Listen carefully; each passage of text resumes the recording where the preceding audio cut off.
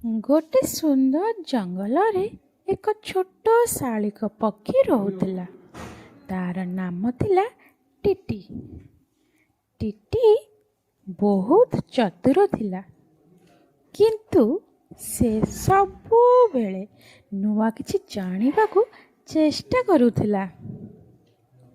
दिने सकाळे टीटू खाद्य खोजिबारे जंगलर गोटे कोण आड़े एक अजब गछ देखिला।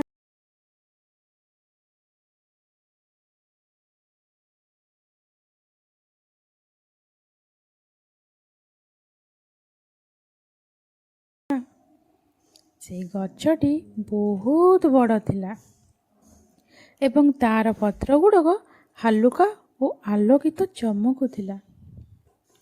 टीटू आश्चर्य होई कहिले,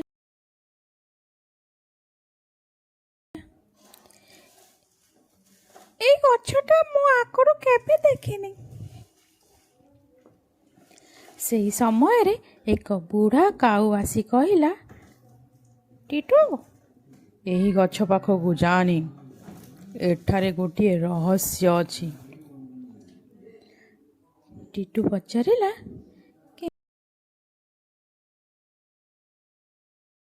केमितिका रहस्य?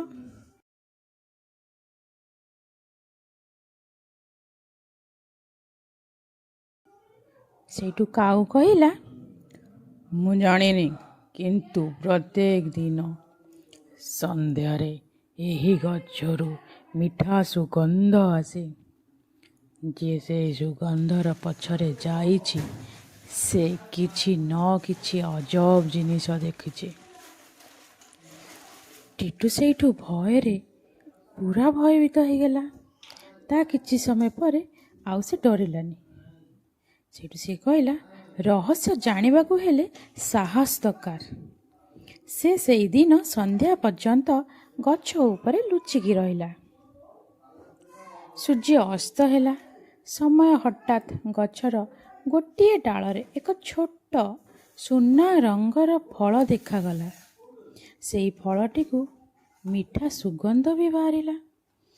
टीटू धीरे धीरे फलटी पाखकू गला, किंतु फलटी छुईबा मात्रे गछर तले थिबा माटी रे फाटिगला।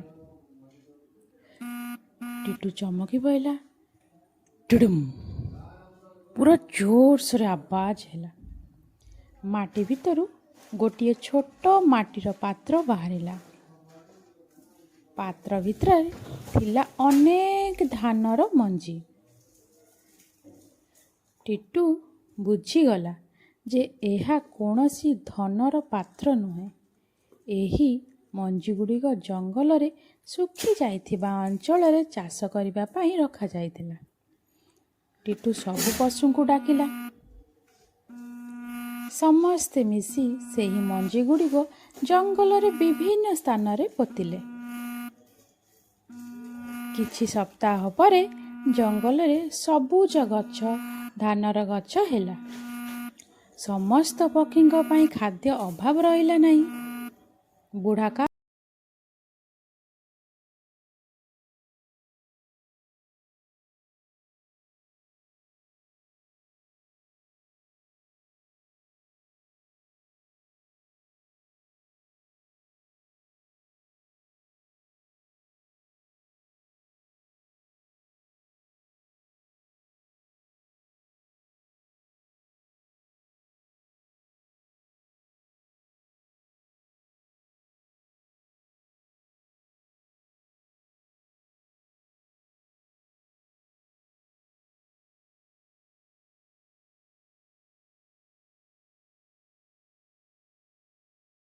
मिठू को कहला, तुम्हें केवल रहस्य खोजी ना, तुम्हें बुद्धि रे समस्तंक उपकार कल।